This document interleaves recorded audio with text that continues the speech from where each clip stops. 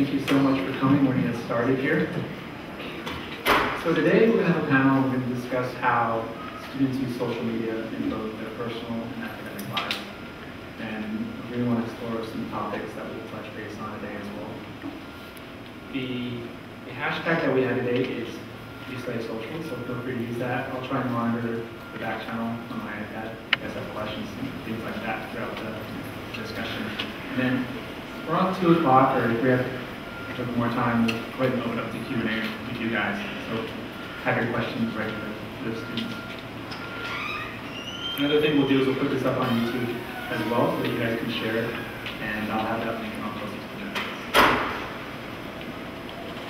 So before we get started, I want to have each of the students introduce themselves. So if you guys could just give your name, your major, and a little about yourself. My name is Kausar Mohammed, and I'm a Communications and International Studies major.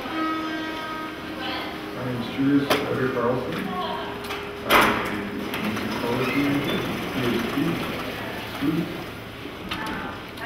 My name is Masga. I'm a economics major and theater and film double minor. And my name is Waldo. I'm a poli-sci political science. Okay, guys. So I think the first thing that I want to start off with is, how do you use social media in your personal life and in your academic life? So whoever wants to start off with, go for it. Sure, I'll go ahead. For personal life, it's kind of really heavy connecting with friends that are in different locations than you, and just really staying connected in that sense. And it's also really helpful when trying to contact someone that you may not know as well, but you don't know their email address, but you're able to find them just through their name. So when you meet someone for the first time, it's really easy to get a hold of them, because all you have to do is type in their name, in terms of Facebook I'm talking about. And academically, it comes in handy when, again, trying to connect with students to get help, or also people in classes and that sort of thing. So overall, I think it just gives you access to people that you normally wouldn't have access to through just knowing their name. You can find their social media site or something like that.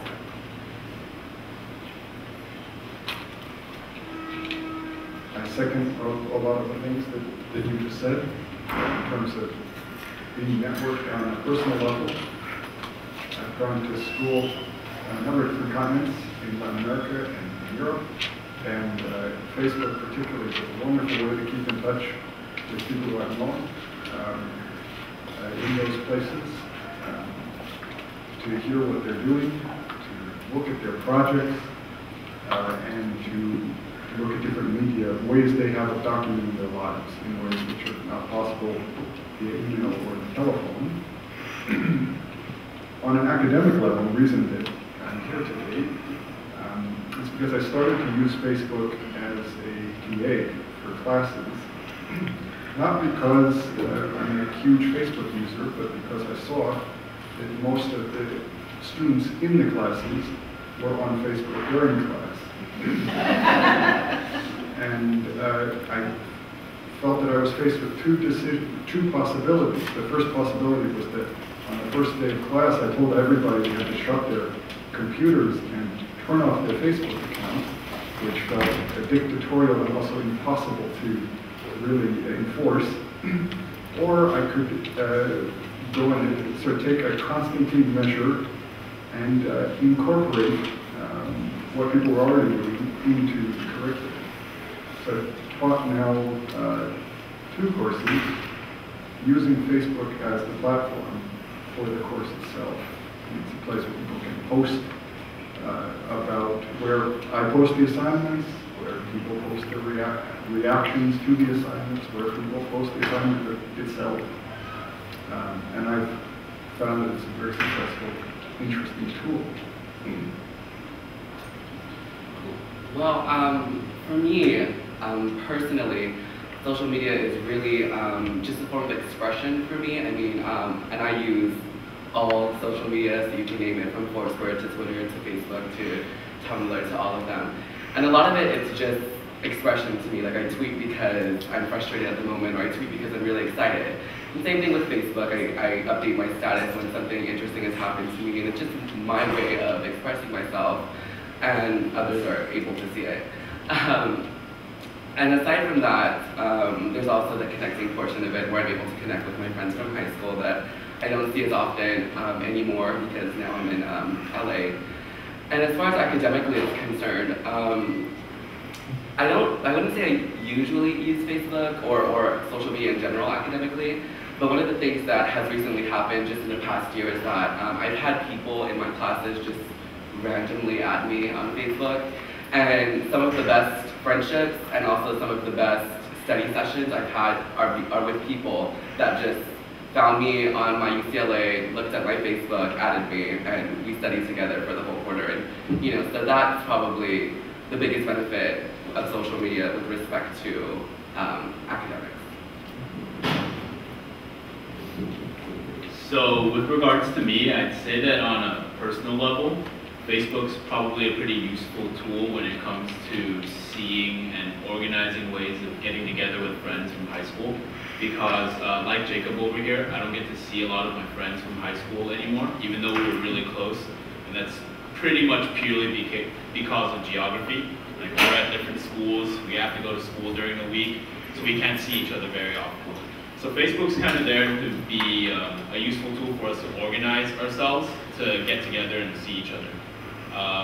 Other than that, I can't say that I make very much extensive use of it, besides primarily for that purpose. It's always nice to see what people are up to, but I mean, not too much use. And even less so in terms of academics for me personally. I've only had one experience with a professor who actually integrated Facebook as a means of posting questions regarding the course material in the class. So my academic experience with it is pretty limited. I haven't had any experience with someone randomly friending me to study together, so maybe I'm just not as popular as Thanks. I forgot to introduce myself. My name is Takahashi, and I'm the Web Strategies Manager for UCLA Marketing and Special Events. So I want to touch base on what you guys said about Facebook and your use. And then Julius, you talked about how you noticed students were using it in the classroom. How did they use it in the classroom? Or any of you guys, do you use it during class? And if so, does it pertain to the academics at the moment, or is that more or less because you're just trying to chat with friends? I can begin with this because I am notorious for being on Facebook in my classes. And I would say 99.9% of the time it's because I'm just bored. And that's the truth. So it's because I'm uninterested in what the professor is talking about that day or the TA. I apologize. I'm sorry. Sometimes, it's because you're just not interested, and Facebook is a way to become interested in whatever that you're doing and still seem like you're working. So I know it's horrible, but it's the truth. I can be on my laptop in the back of the class, and I can look like I'm really into this TA session, but really I'm just checking like what my friend from high school was doing last weekend. So yeah. I guess Julius, I apologize. What were your thoughts of you had talked a bit about Facebook and classroom teaching. What are your thoughts on that, or how to use that tool? Well, I think this is absolutely the case. I mean, from what I can see, I'm on the borderline of the internet generation. I can still remember things Netscape being invented, or when you went on boards and they were still text. There were no visual things. So it's not necessarily something that I grew up with as part of my everyday life, but I think for those people born in and around the 90s, Facebook is just part of life. It's not outside of life. It's not something you do. You take a break of your everyday experience and you go on Facebook. Facebook is the everyday experience. And that being the case, why not have school be part of the everyday experience? Rather than I come to class and I've got to be here and check out of my life, it seems to make sense that the class be part of your life. In the ultimate perfect world, education is something you do because you like to do it, and you're engaged in it, and it makes your life a richer thing. So why not be Facebook friends with the people who are in your classes? That was anyway the way I looked at it on a sort of intellectual level.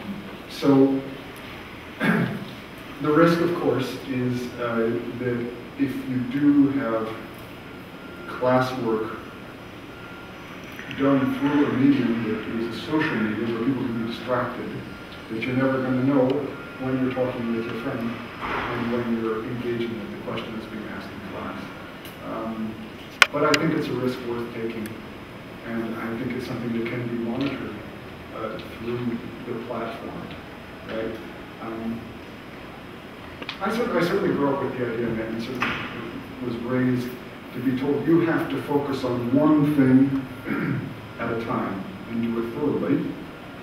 And if you're being distracted all the time, you're not going to be able to do that one thing well.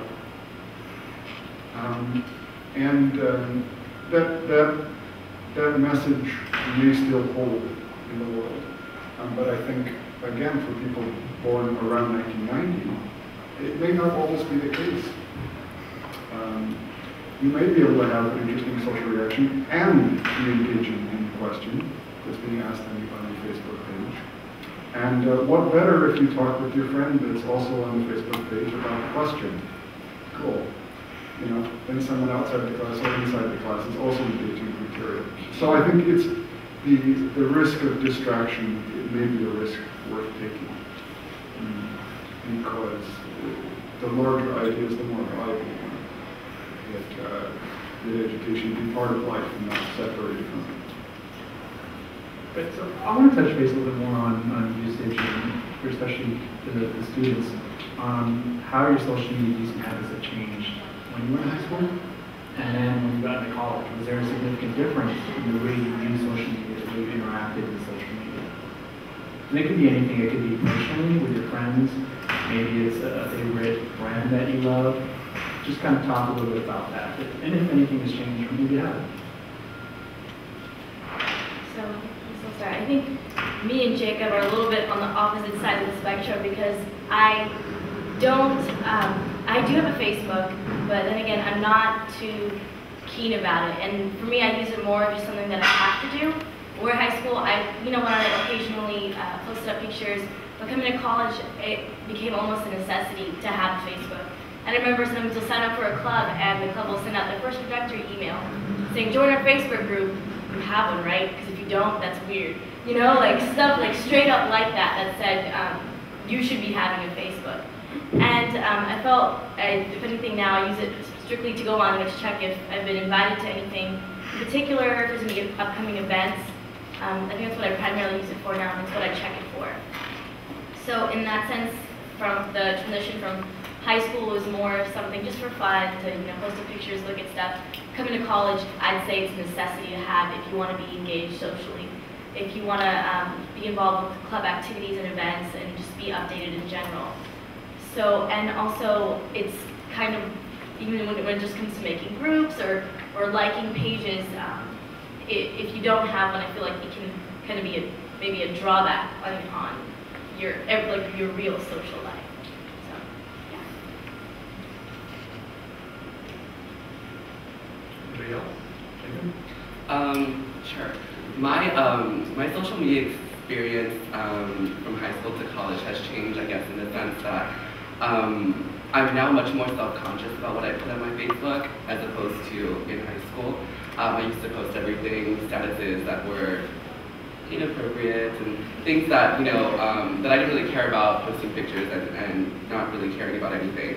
And once I entered college, there's just all this networking going on in college, especially as a student, so you're constantly making friends with people in classes, with TAs, with people in business and things like that. So because of that, I guess, the realm of things that I'm in right now, I'm forced to be much more self-conscious about what I make viewable to the public and the things that I post and the statuses that I post.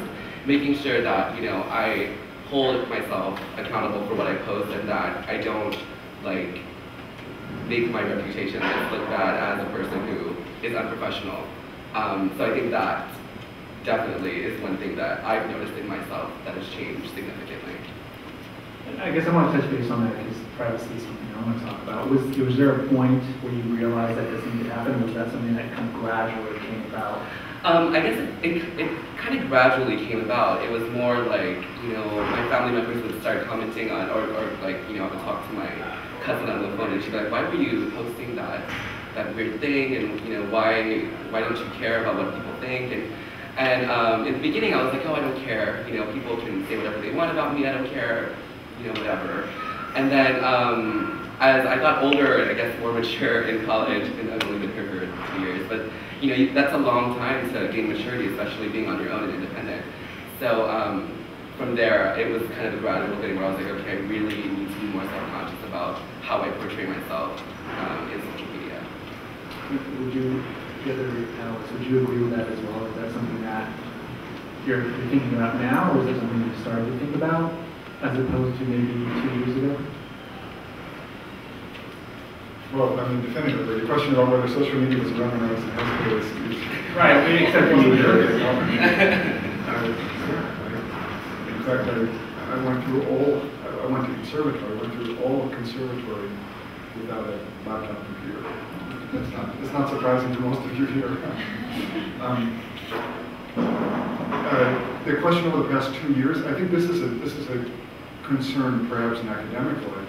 I'm not sure in academic life we have enough consideration as to the importance of the digital imprint that is left by academics out in that world. That's becoming the distinction between a real and a digital world is less and less clear. I'm not sure that line can be drawn anymore.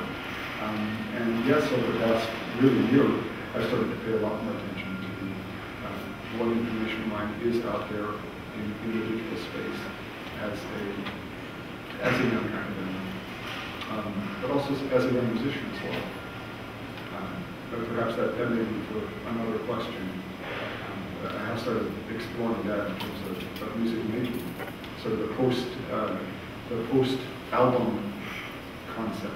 I mean, we always thought as musicians that the goal in the end as a musician was you would sign with the label and then you would have an album. And of course, who buys an album here anymore? It's maybe some of you still are buying albums, but I don't see any more Tower Records of them, so I'm not sure where you're doing it. So I certainly have started experimenting with that as well, in terms of making videos and having those be available in the social space, linked to my Facebook page, other social media. Sure. And I guess for the other panelists, if not for yourself, what's the consensus among you or your friends then with privacy? I just want to throw that in as well. I'm trying to know other people or what they're talking about. Well, while I can't necessarily speak for how my friends feel about privacy and in general in social media, I know that somewhere along the line I sort of discovered that I think the ability to make certain material public and viewable while restraining access of other material kind of puts us in a really awkward position where on the one hand we're living our lives and doing things that we are doing. But on the other hand, it's almost like we're trying to hide and brush certain things, activities that we might be engaging in under the carpet. And to me, that's always been a very awkward position because, I mean, if somewhere in the back of your head you know that this wouldn't be deemed acceptable in the eyes of others, whether it be strangers or people that you care about and that care about you, then you really have to ask yourself, why are you engaging in this activity in the first place? Like, for example, if I knew like my mom would yell at me for doing this one thing, I should probably not do it.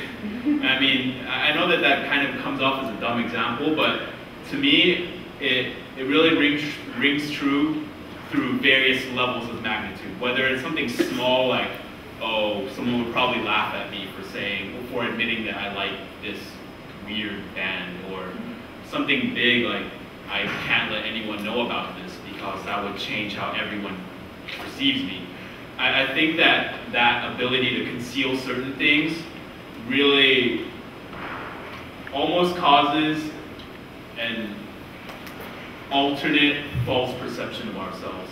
It's like people don't really know who we are as real people anymore because how they perceive us is dependent on what we want them to know about us, which never really sat too well with me. So,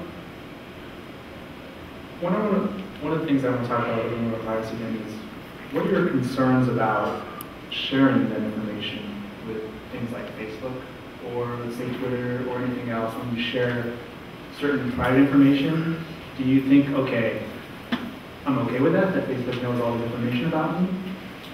Or is that something that you're concerned about? What are your thoughts about all this information that these social networks are now getting?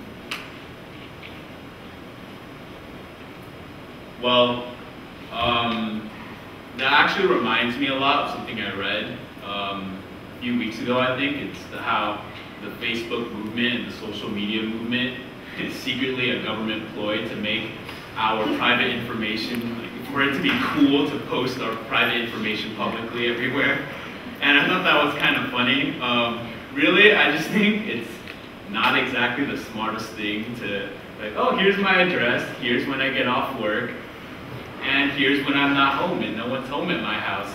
Have at it, please, my friendly neighborhood burglar. But, I mean, I don't have any serious concerns with the ability to post that kind of private information, because when it comes down to it, if you don't want to make that information public, and for security reasons you probably don't, then don't. No one's like forcing anyone to be posting that sort of information, but for those that do feel or that do have a reason to need to make that information public, then they have a means of doing so.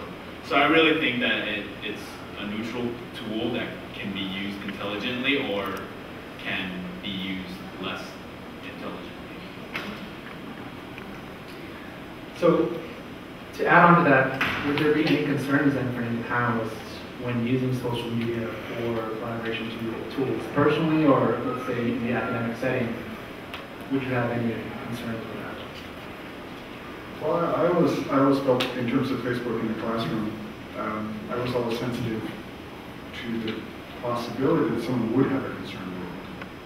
So before I've ever used it, I've always asked the classes. There were 80 people thus far, 80 students who participated with Facebook in the classroom. And I've done it in such a way that I said, look, I'm not expecting you to voice your objection publicly. If you have an objection, talk to me after class, you can send me an email about it. And I can say that not a single person talked to me after class who sent me an email. Because in order to be on a Facebook group, right, you have to befriend me. There's no way to do the Facebook experiment without being my friend on Facebook. So for me, my concern was always that was going to be an invasion of the students' privacy. My experience has been that in fact, from the student perspective, it is not an invasion of privacy. It's just another friend, you know, among the 1,500 that are already here. So it's not. So I guess I've been surprised at how little it is considered an invasion of privacy.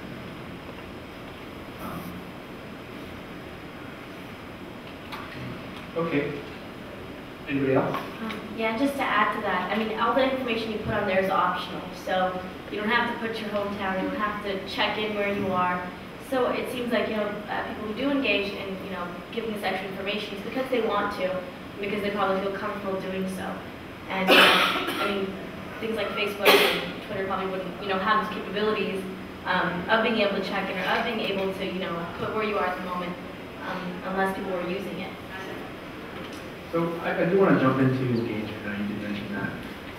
How much do you guys engage with brands or companies or even departments on campus or student services or things like that? Do you do that now, or would you see a need for that and something that you'd like to see?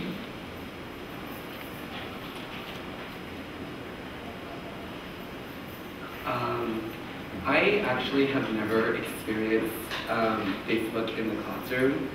And just from hearing everything you're saying about it, it does sound like a really interesting experiment to be a part of. And I think that more classes should try and be more engaged with that. I'm not, like just personally, I'm on Facebook all the time. It's on my phone and I'm on it all the time. And to take the classroom experience to Facebook, I think is a really interesting concept. And like you said, there may be some flaws to that, but at the end of the day, do I think that it would be worth it? Yeah, I do. And personally, I think that I would be engaged with it more. So I think that'd be just an interesting thing for me to experience. And if we take this outside of the classroom and look at a broader scope of, let's look at brands, let's look at companies, let's even look at departments on campus, how do you guys, or do you guys engage, for example, when you like a page or when you follow someone on Twitter? Is that something that you're constantly looking for and wanting engagement back when you do that? Personally, no, that's not something I'm engaged with. I'm not sure whether your concern is that people are going to be engaging in commercial activity. No, I just more or less, what would make you want to follow somebody, or what would make you want to like a page? Let's say it would be a UCLA store. Would you like their page? And if so, why? Or would you even care? Or would you want to follow them on Twitter? Or would you want to follow a specific department on Twitter? For example, student services or something like that, where you can get some more information. Would that be valuable to you? I think nowadays there can be advantages for following them through social media. So for example, for UCLA or like this UCLA store, you might get, extra, I don't know if they actually do this, but get like coupons or know about deals first. And even in terms of like other clubs or just being the first to get notified about something, which is always really important as well. So in that sense, I could see if there was a certain benefit or if I got information first through following a department or organization on campus, then that would make me want to follow it. I think also kind of, yeah. Right, so you want value, essentially, when you follow something. I mean, would you, for example, let's say, just like a page because you like them, or do you like them because you want to find out more information about them? Let's say, let's like a page. Oh, well, I like a page just because I like them. I'm never looking for more information, I guess. When I'm looking for a page to like, it's usually because I'm interested in whatever that thing is. For instance, like when I got accepted into UCLA, I looked for UCLA's Facebook page, and I liked it. Because that's kind of like a part of me now, and also I'm interested in it, but I didn't do it with the intentions of, oh, I'm going to like them so that I can go on their Facebook page and make sure and find out all this awesome information. It was more of like, this is what I'm a part of now, and I'm really proud of it, and I'm going to like it because this is my university. Right, so it's more like almost having a badge to show people or your friends, hey, I really like these brands, or I really like these people, or things like that. And you're not necessarily trying to seek out information about them. It's more or less, for you, Jacob, you're saying, to show people what your interests are and what you like. Yeah, for me, I guess so, yeah, more, yeah. How would you say, Waldo? Would you say that it's similar, or do you not even care about those things? I think you summed it up pretty well when you said I don't really care about those things, because I haven't had much exposure to liking things, just because I never got into the habit of doing it, and there's nothing that screams out to me that says I have to like you on Facebook. I mean, if I take a keen interest in something, I'm just going to go be interested in that thing. I don't necessarily need to like it through Facebook. What if they provided some incentive for you to like it? So let's say they gave you a coupon or something like that to like it. Would that give you the option to say, yeah, I'll like it? Or would you not even care at that point as well? Well, that's pretty nice of them, and I mean, I like saving money, so yeah, right on. Okay. So a little bit more about engagement. What do you guys feel about advertisements and things like that are targeted when you're on Facebook? And I'm sure you've probably seen some kind of ads that maybe feature something that's related to you or that targets you. Do you think contextually, wait, how do they know about that? Or does that even cross your mind? And in general, what do you feel about advertising?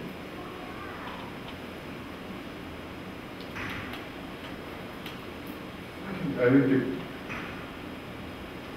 we can pretend in universities that we live outside the commercial world, but we live in it, and more I think universities are supported by the commercial world. That's the direction it's heading, even the public university. So that's part of our environment. I think the question of advertising is a little like about the question of technology itself. And the answer is Heideggerian, kind of. Technology is out there, it's there. We live in a technological world in the same way we live in a commercial world. And we, as the users of those technologies, or that commercial world, have the option to engage with it as much as we like. I think in terms of, or we would not like to, and use it in the ways that we find to be beneficial in the universe. From what I know about advertising on Facebook or any internet service, you basically shape it, right? In the databases that we kept about what sites you go to, what you buy. If you choose to be clicking on all the different products, you will have products marketed to you. So it's sort of a cycle. The more you use it, the more you are marketed to, and the more, hopefully, or marketers hope, I suppose, is the more you use it. So it's really our choice. The reality is we get great deals through digital services. You can buy most things cheaper on digital services than in other ways, so maybe it's to our advantage. But in trying to prevent it from happening, I'm not sure is effective, or complaining about it. We can give tools to people so they can think about it critically, perhaps. Perhaps if this is a platform that I choose to use in the classroom, I can make students aware that in fact they are being marketed to, and that they have a choice about how much they choose to engage in that marketing. I think an outright rejection of it or distaste for it may not be really helpful. It's there. I would say, yeah, it's definitely a pro, if anything, that comes from social media networking sites, because commercialization and all this advertising is going to happen anyway, so might as well be more efficient about it. And you can do that through social networking based off your interests or the kind of things you like. You'll get specific ads on the side of your Facebook. And I even know that broadwalk.com, which is kind of like UCLA's own little social networking site, has advertisements as well that are, towards our college student campus. So if I'm going to be seeing advertisements, I'd rather see it for something that matters to me and not for real estate, So definitely context matters in that situation. Are you more likely then to click on these ads or engage with them because of that? Anybody? Oh, no, I'm not. That's good. I want to win. It's the truth. I mean, we're talking about it, and honestly, I didn't know Facebook did that for a long time until one day I was looking at the side of my page and I saw Kim Kardashian's new book and something about UCLA, and I was like, wait, I like those things. So it's there, and I didn't know that they catered it to me until I kind of was like looking more at it, and I realized that there were things that I was interested in. But because it's catered to me, does that give me, or does that like provoke me to want to press on it and to search more about it? No, it does not. And in all honesty, most of the time when I'm on Facebook, I don't even notice that. So. Okay. Now, Jacob, I know you had mentioned that in the past you had just kind of put anything you wanted up there and didn't really care. And to kind of play off that, what are some common mistakes that any of you have seen in social media, whether that be personally from other people or even other pages that you like, or maybe some people that you follow? Are there some things that you just say, wow, that shouldn't be there, or that shouldn't be done that way? Linking your Facebook with your Twitter. Okay. That is probably the one thing that irks me so much, not only about people, but about companies that I like on Facebook and things like that. Twitter and Facebook are two separate social medias that have two separate goals, or two separate purposes, I think. Twitter is more for updating as much as you want, whenever you want, all the time. And I think Facebook is more less like that, so not as much status updates and, information, but not as frequently as Twitter. And when companies and brands link their Facebook to their Twitter, it is so annoying because it's just on your newsfeed, it's just all their Twitter statuses, and it's just frivolous and unnecessary. Something that I've seen that is funny, but at the same time very scary, would be people hacking into Facebooks, updating your own status.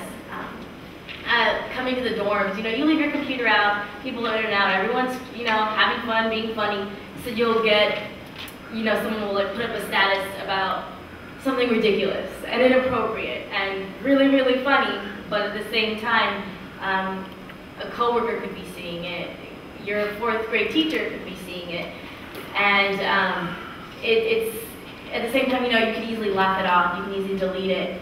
But, I remember Waldo was saying that, what you put up on Facebook is what people think of you. And so you could be putting the right things, you could be putting the wrong things, someone else could be putting things about you. So it's one of those things that you just kind of have to be careful. I've learned to lock my computer and put a password on it, and just kind of keep that in mind. So it's safe to say then that when you are posting on your various social media channels, that you're constantly thinking, when I hit that button to send, how's it going to affect me? And how's that going to make me look? Right?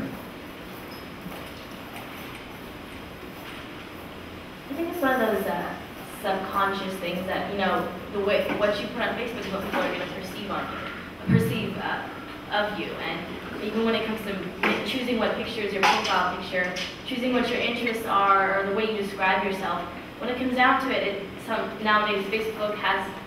The reason why I refer to Facebook so much is because that's kind of the only thing that I really engage in. But your Facebook is often going to be the first impression of you. When you meet someone, when you find out who your roommates are, the first thing they do is request you on Facebook. Or, when you join a new club, the people might request you on there as well.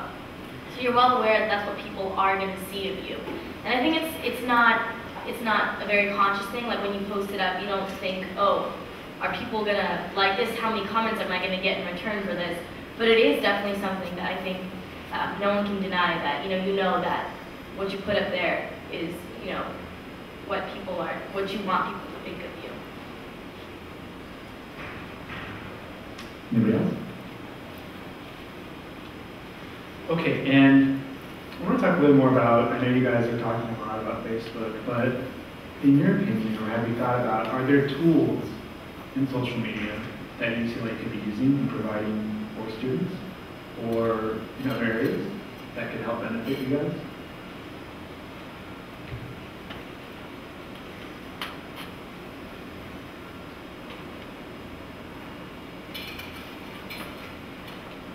Well,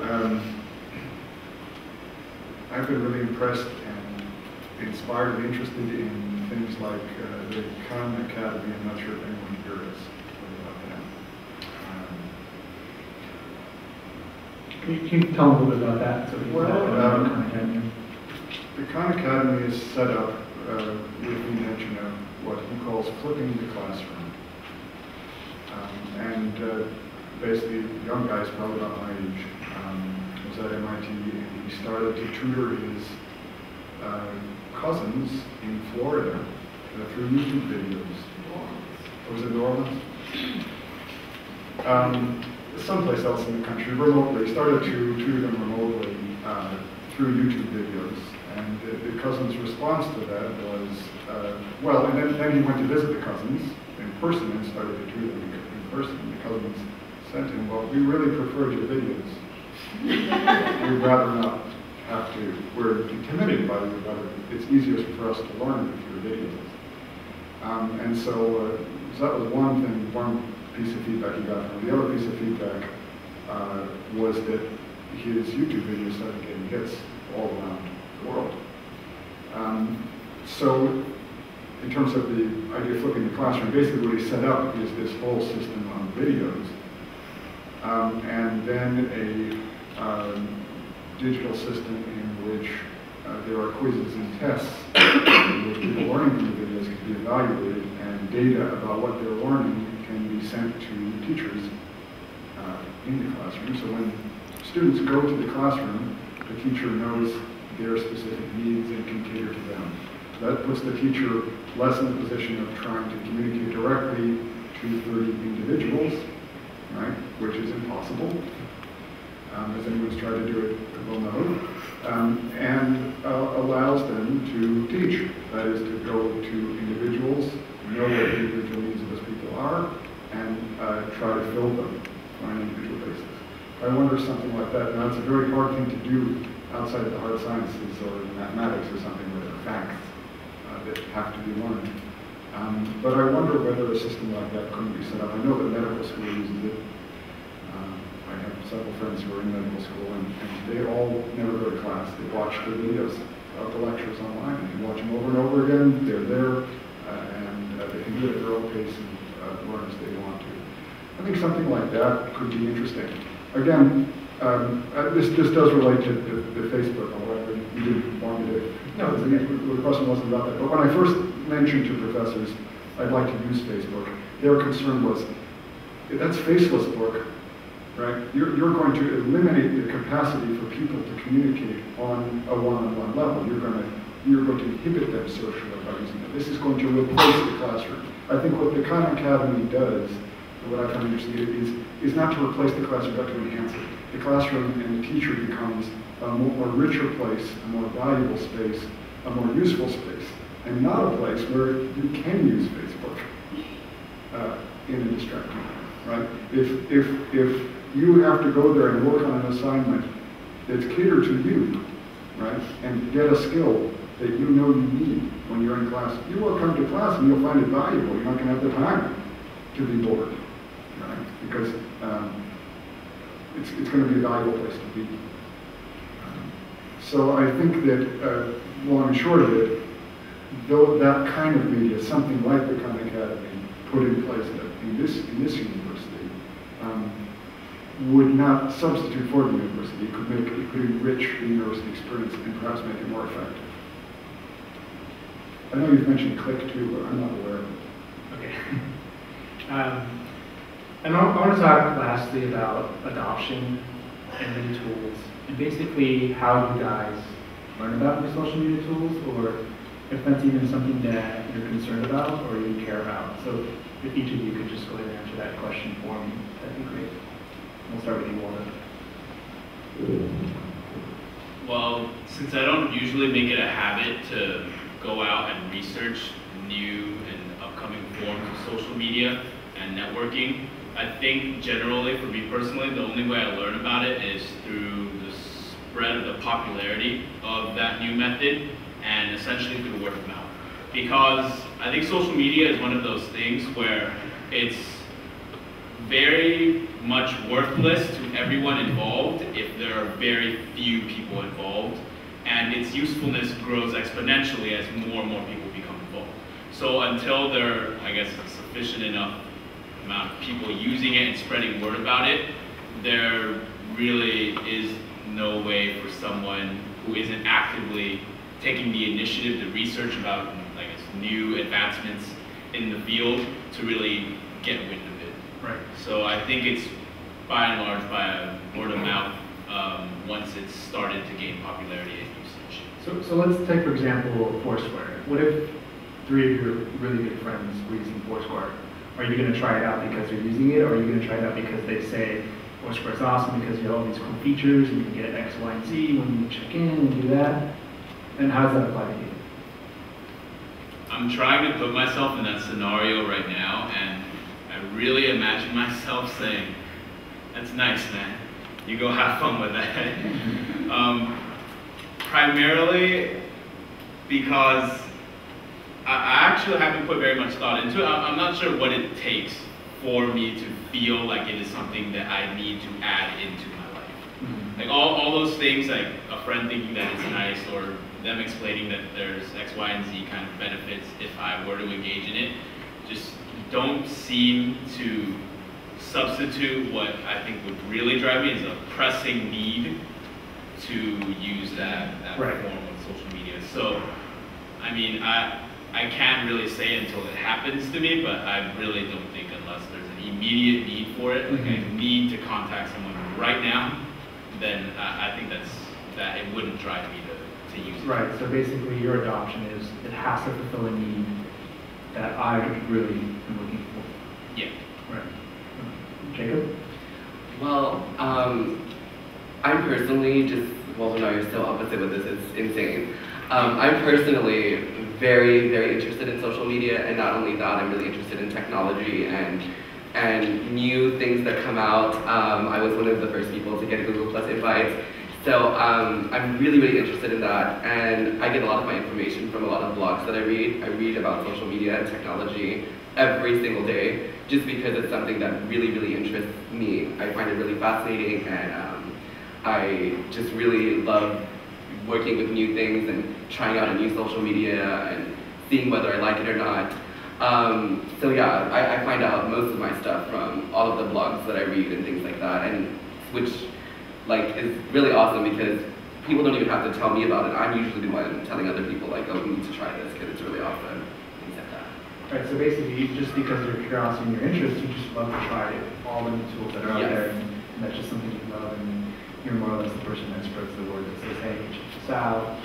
Yeah, I definitely am one of my friends that does that, or like in our friend group, I'm the person that's like, oh, I just got a Google Plus invite, so I'll invite you guys, invite all your friends, and these are the cool features about it, and yeah, so I'm usually the one that's telling everyone like how a new social media works and things like that. Now, kind of going back to what Waldo said though, wouldn't you say in order for you to really adopt this tool though, it would have to fit a need for you? Is that true for you as well? No. It doesn't. It doesn't have to fill a need for me. It just has to be cool. But that's the truth. But what Waldo did say that I will stand by is that social media is useless if it's only you. So half of the time it's me using something and telling my friends to start using it so that I'm no longer bored on it by myself.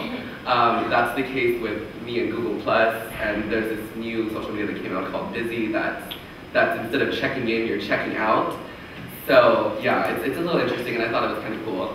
But no one else was using it, so you know, I try it out and I see it, but it doesn't have to fill a need for me. It's more the fact that it's new, and I'm interested in it because it's new, that I'll download it and try and use it and try and get my friends to use it. But in the end of the day, it's useless if not a lot of people are using it. Right. So keying in on the social connections aspect, that you really want to have connections with your circle of friends. Yeah, definitely.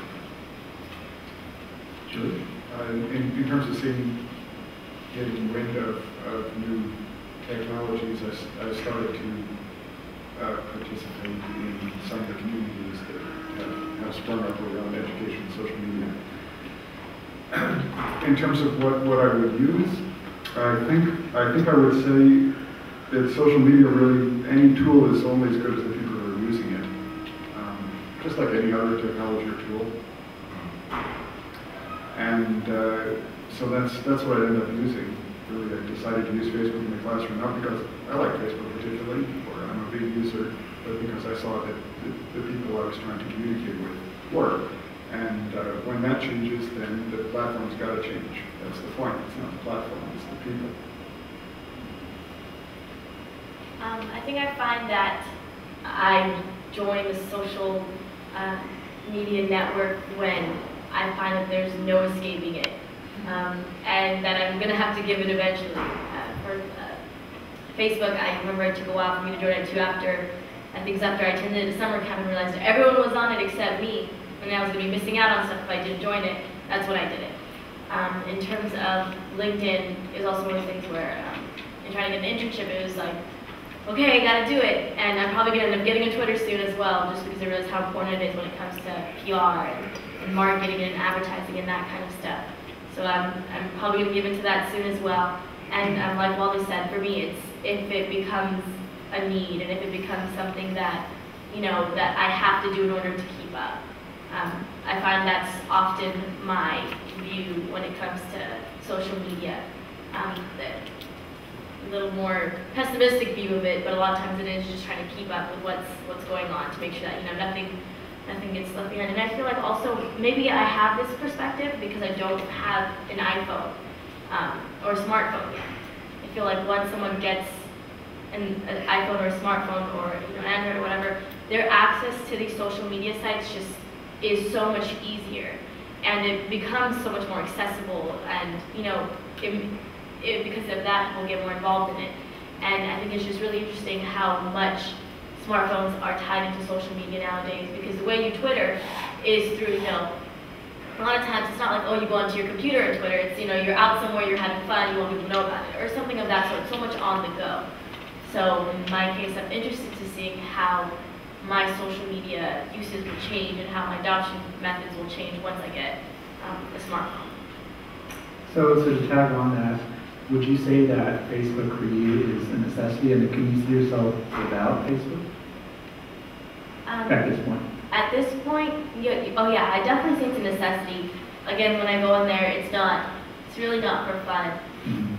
It's more, checking what's going on, seeing if I'm missing a club meeting or something like that. So I definitely say that, yeah, it's a necessity, especially when it comes to being involved with organizations on campus, like student organizations. That's the way they communicate, I find. And you're reading these communications through your newsfeed, or are you going to their actual pages and looking at them? It's maybe through news feeds or pages, or even just messages that are sent out, invitations, event invitations, that sort of thing. And then how do you guys, what method of communication do you guys prefer then? Do you prefer that through email, through Facebook? What's your preference? My preference would be something that wasn't so, I guess, I don't want to say invasive, but at the same time it's like, every 5 minutes there'll be something else. And responses are that fast as well. I know, I guess I'm a little old-fashioned in that sense, but I would prefer email. So you can come home at the end of the night and check it and not have to be worried about it every hour or so. Right. What about Waldo, Jacob, Julius, comments? Well, I have a smartphone, so it really doesn't matter whether it's Facebook or email, because I get everything so instantly and I can respond so instantly. Personally, I like to take care of organizational and business matters via email, just because I think it's more efficient, I guess, and also because the Facebook iPhone app is completely horrible. It is so bad. So, getting messages on there, sometimes they don't show up, and sometimes, it's not really reliable like email is. Like, I will always get an email, but I might sometimes not see a new notification on my Facebook app, and I might not sometimes see a new message. So, for me, I just think email is much more reliable for things like that. I'll go back to the Facebook in the classroom. I think email and Facebook communication have each their own advantages and disadvantages. The wonderful advantage of Facebook is that it's a public forum for asking questions. And a public forum means, one, that certain really stupid questions aren't asked that could be asked on an email because it's not public. And two, that most questions I don't have to answer. Because the reality is most of the class knows the answer to that question and they will answer it. So I don't actually have to answer it. Right? So what's due tomorrow gets answered by the other people in the class, not me. And that's a wonderful time saver. Right? So it really does make the community work for itself, which is what a classroom is supposed to do, I think. There are a number of different ways in which that same principle works in terms of collective assignment, in terms of assignments and working together as a group and learning from one another's group. I think in a classroom, a TA is a nice resource, but there are also 29 other people other than the student who has me as a resource, that are resources for them, and that know something that they don't and that they can interact with. And the Facebook allows for that interaction in that same way. Waldo? This is probably going to make me sound like a caveman, but when it comes to choosing, I guess, how I like to carry out these interactions, I actually really prefer having conversations in person and dialogue in person. As much as I understand the convenience that is, email and Facebook messaging or posting in Facebook, because electronically it's always there and available, and it's instantaneous, and we don't actually have to be in the same room in order to engage in dialogue. But to me, there's something very valuable that is lost when things are translated from like real human-to-human conversation and rendered into electronic conversation. And I don't know if this is something that is just weird about me, but the same way that I can read something in a textbook versus having a discussion about that, even the same exact topic with these same exact words with another person, I gain a lot more when I get the opportunity to engage with a person. I don't know if psychologically there's something driving this, but I know for a fact that when something is just a wall of text, there's something missing there that doesn't ingrain whatever the information is and doesn't convey the message as well as if I got the chance to actually speak with another human being. So for me, as much as it's convenient, I enjoy and thoroughly value being able to talk to people in person. Great, and just one last question, and we'll open Q&A for each person. How much time do you guys spend in social media in general per day?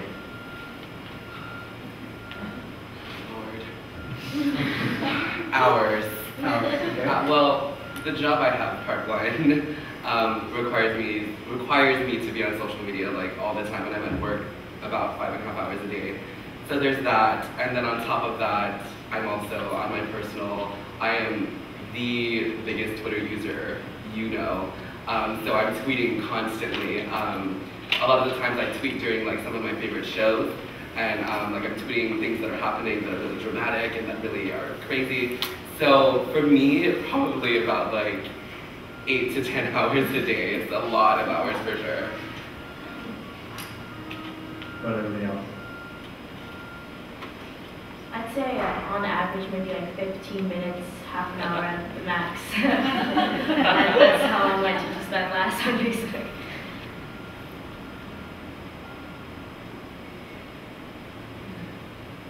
This is just Facebook, not email? No, let's just say social media. Social media in general. Does email count as a social media? I would know it doesn't. But you could say blogs. blogs, you could say YouTube. Yeah, it ends up being between 1 and 2 hours a day. So Rough estimate, probably about 2 hours, something around there. Great. Okay, so we're going to open up to Q&A. Do you guys have any questions? In fact, or have you tried it in a workshop or in a course where they have to compose and do exercises, and do you get any three-dimensionality by doing that? the course that I used it in this summer was called Writing About Music. So it was a writing 2 course.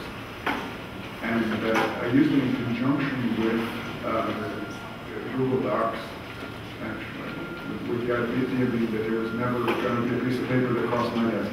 Everything would be submitted in an electronic form. Google Docs may not be ready to do that because part of the writing 2 requirements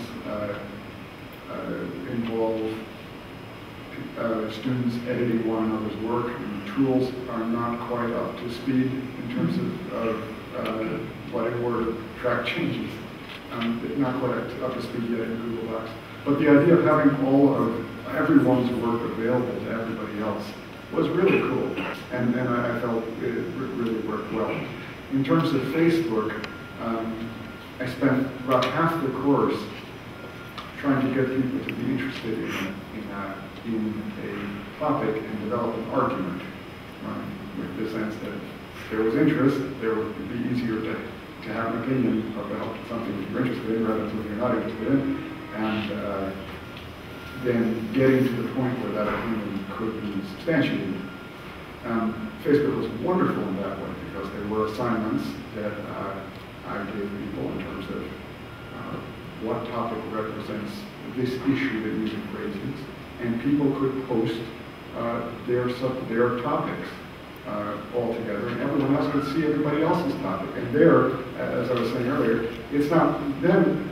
I'm not a great resource. It's all the rest of the class that's a great resource. There, there's 15, 20 other interesting areas that you could get turned on by, or a student could get turned on by, and it became a really cool resource. So people then fed off of one another because they're interested in their arguments, right? In a way that sure it could happen in class, right? But when you have 2 classes of 3 hours a class each week, it's hard to do.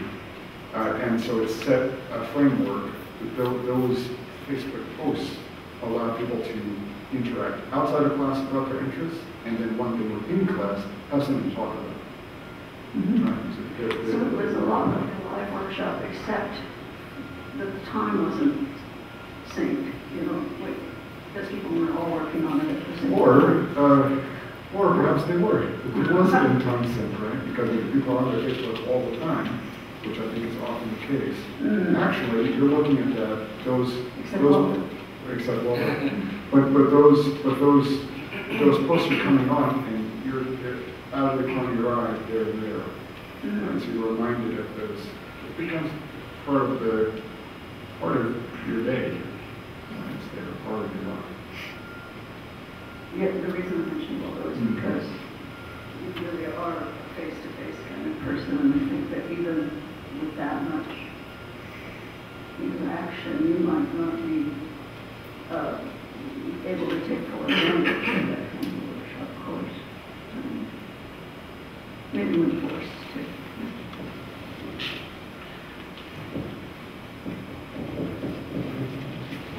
This is mostly for Kausar, but for all of you too. What kind of invitations do you get? What are you talking about, like clubs, or are you talking about like parties, or both? Both. Meetings that are coming up, social events through clubs, parties even, or like a lot of times workshops that certain clubs are holding, or events. If there's a speaker that's coming, if there's a show that's coming up, all kinds of things. Anything else? Yeah, well, I'm involved in 4 organizations on campus, so a lot of the invitations I get are, like she said, like events that are coming up that you don't really remember, and sometimes parties, but for me, most of the time it's events. So like an organization that I'm involved in is putting on an event this day, and then they invite me so that I can put it on my calendar and things like that. So it's more for events for me. And then, I'm sorry, I have one more quick question for Jacob. So when you added Google Plus, for example, did that mean you used Facebook less, or does that mean you just added? That means I just added, and yes, I use a lot of social media. It was something that I just added because, like I said, it was new, it was the new thing, everyone was talking about it, it was all over the blogs I was reading. It didn't mean I used Facebook less, and it also didn't mean that I used Google Plus a lot either, because right now, I mean, Google Plus is open to the public, but it's still very much like no one really uses it. So Facebook is still like the go-to social media, and it was for me as well. Okay, hi, I'm Serenia, and this question goes, I have 2 questions. My first one was relates to the use of Facebook for events. So I got into this great conversation with with the board of the Affinity Club that I belong to for my alma mater, and they were really upset that 13 people RSVP'd, in quotation marks, to a Young Alumni happy hour, but only 5 people showed up, and I said, well, our generation doesn't really take an RSVP to a Facebook event that seriously. I was just speaking for myself, and I was wondering, what is it like for you guys, for both the undergrads and the graduate students? True statement. I do not take RSVP serious on Facebook. Most of the time, because it's viewable to everyone, most of the time I hit, I'm attending for purposes of just wanting to show them that I'm going to go there. I won't say that all of the time I'm doing it just because I'm going to do it and I'm thinking, oh, I'm not going to go anyway.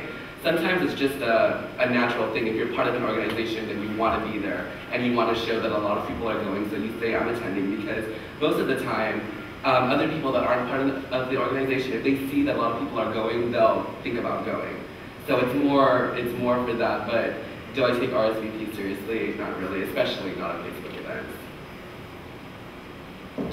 And my other question, Kausar talked a lot about how her organizations were using Facebook in order to disseminate information about the club. And I was wondering if that was just, I graduated from UCLA, a graduate program at UCLA in 2009, and we were using email. So I was wondering, is that just for the at the undergraduate level because of just your youth, or is there a schism between undergraduate and graduate student organizations? I'm actually not too sure what would work out for a graduate student, but I feel a lot of like the bigger clubs on campus that are just trying to if it's a smaller club, it's usually email for sure, or even texting, mass texting. But for the bigger organizations, when they're all about recruiting more people and trying to manage a large group of people, and I'm talking maybe like 100 or something like that, or then it turns to Facebook to maintain that many people.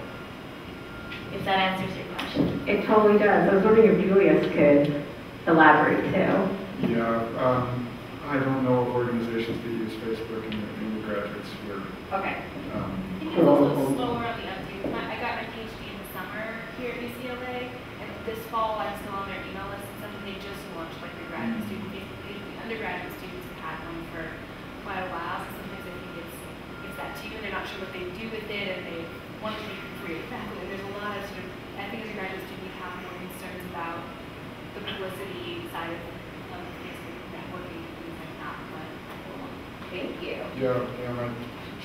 Thank you. Okay. Who's next? Hi, my name is Kevin. I have a question in terms of use of social media in terms of businesses, or organizations. Looking here at UCLA, how has a business or your opinion of an organization or business been shaped by their presence in social media, both good and bad? I won't load my question with my opinion on this. Let's read.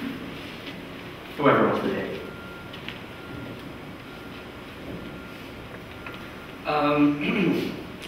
I actually, I'm so sorry, my throat is. I actually am the president of an organization on campus, and I handle and run our entire Facebook page. And it is a lot of work to handle a Facebook page for an organization because you have to constantly give out information, answer questions, and making sure that they're up to date. So for me, I have a lot of respect for brands and organizations on campus that stay up to date with their Facebook and that keep it up in a way that it's organized and efficient. I know some people that this goes back to like linking your Twitter with your Facebook. I feel like that's the easy way out because you're just putting both information there and that's it. But to actually handle a Facebook page and to actually respond to questions and to post information that's relevant and to post things like that, I think that has definitely changed my view of some organizations if they are really good about making sure that everything they put on Facebook is accurate and up to date. And to add to that, I think in terms of the internet in general, I won't consider an organization real or a company legitimate unless I can look them up and actually find something up about them, whether it's a website or their Facebook page or something like that. And I think, like Jacob was saying, it's very impressive when you do see an organization that is able to keep up on Facebook because it shows that they're on top of it, I would say. Or maybe not necessarily a Facebook. I mean, it's that kind of like that little thing that, oh wow, they're really on their Facebook. They are posting up, what their TV station, posting up who they're interviewing today or something of that sort. And but I'd say that it's one thing, if they have it, that's great. If you don't, it's completely fine too. There's other means of getting information of the company through a website or other channels that are on the internet. But I think one of the worst things, or things that kind of make me rethink the organization is when I see a Facebook page that isn't completely done, or that's kind of like done halfway, because because I mean it's out there and you can see it, and seeing that it's not been updated or that things are typed horribly, it just kind of makes you question, who's working on it on their behalf. So it's important to have content that's updated and relevant to the times. Definitely. I mean, one of the things that just recently happened is I went on an organization's Facebook page and I clicked on their links, and almost every single link was no longer working.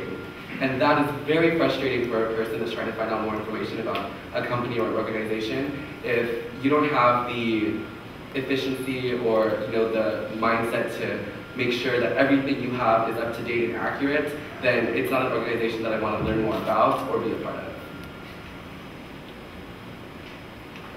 Thank you. One of you guys had mentioned that when you're looking at email versus social media you feel it's something you need to respond to instantly, and emails is something you can go home later and look at at your leisure. You also frame that by saying that in the social media realm, you get responses just as rapidly as you get the information. So my question is, when you get a question via social media, do you feel that you have to answer that immediately simply because it came via social media venue, or do you feel you have to answer it instantly because you see other people responding to it?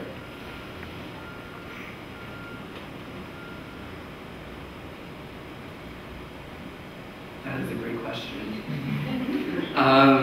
Personally, I just don't like having lingering questions. I think that's just me. I mean, I used to work at the School of Nursing, and they used to email me during class, and I would email them back instantly, just because I know that if someone's asking a question, they want an answer right away, and it's kind of me just putting myself in their shoes. Like, if I'm asking a question, it's because I want an answer as fast as possible.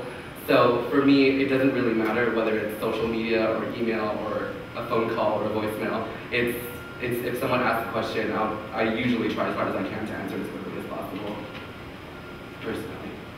And along the same lines, if it's a substantial question that really needs an answer, or something that's of importance, no matter whether it's email or social media, I do want to respond to that right away. Except the thing is that often the important things on social media are diluted with things that aren't important. So when you go on, you don't just see important things, you see random things that that mostly have to do with social, like straight up social things, and it gets diluted that way, so you don't get the information. What is it? It's if you look at an email and you see specific amount of emails and things you need to respond to that actually matter. So I feel like that's the bind that I personally face. That when I go on social media, it's not that when I go on social media, it's if it was strictly for a professional reason, that'd be fine. But often it's the two that mix together, and that's what, if anything, sometimes tends to frustrate me. So that actually makes me think of another question. When you're looking at your social media streams, because obviously there is so much information, what is it at a glance that makes you think of one person's post as important over another's? It refers to things I'm involved in, so like organizations or events or someone who needs something from me, things more specifically. Even if it's just like, oh, can I have your class notes from today? I consider that important. But less important ones would be, hey, how you doing? What's up? So stuff like that. I want to follow up real quick. How long is too long for people to get back to you personally on social media? Let's say you ask a question. Is it you want something within a day? If 3 days go by and nothing happens, you get really frustrated? I personally think it should be less than a day. Just with smartphones and with everyone being on social media all the time, if I ever ask a question, I usually expect it to be answered within a day, because I mean everyone uses it. It's there all the time. And like I said, as a person who handles my own organization's Facebook page, I never let a question go longer than a day.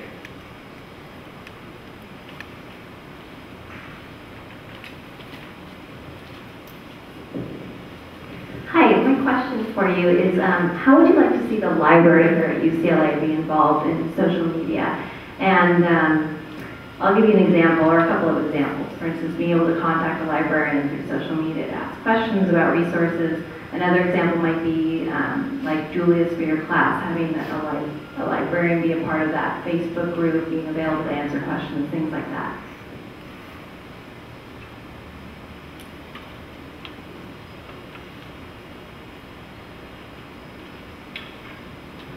It's a great idea. I'm not sure how a librarian would manage to do all of that, but yeah, having access to a reference person who can respond in real time and use data is not a bad idea.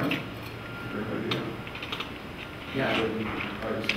Oh yeah, I mean, I don't know if the UCLA library has a Facebook page, but having a place to go to ask questions, I mean, I was wondering why you look so familiar. You were the person that talked to my Anthro 8 class about doing articles. I was staring at you the entire time, which looks so familiar. Anyway, having a place to go to actually post a question, like for instance, I'm doing a research or a paper right now and I have to look up articles in the library's database. So having a place to go and ask questions and have someone answer them, I think that would definitely be really useful. And also useful because finding email addresses for UCLA departments in general, I think is really difficult.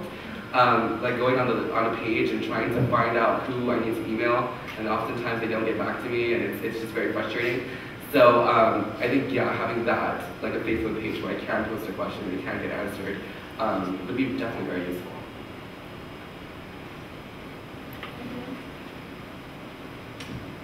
Great. Well, I want to thank all the panelists for coming today, and I also want to thank a few people for making this possible. Jacob, all the panelists again together, Emily Rudd, Jackie Reynolds, and then obviously Bruce McCrimmon, who's on the camera right there. So thank you guys so much for coming, and we'll see you guys next time.